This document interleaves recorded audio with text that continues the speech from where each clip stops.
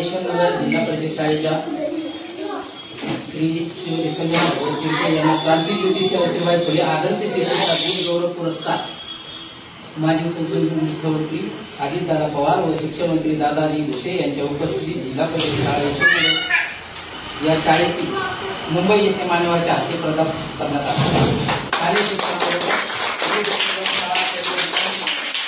शालेय शालेय सुधारणा असे अनेक विविध कामे ऑफलाईन ऑनलाईन करून शैक्षणिक काम इत्यादी नेहमी करतात। त्याबद्दल त्यांचा आम्ही संघटनेच्या वतीने छोटासा सत्कार करत आहोत। धन्यवाद।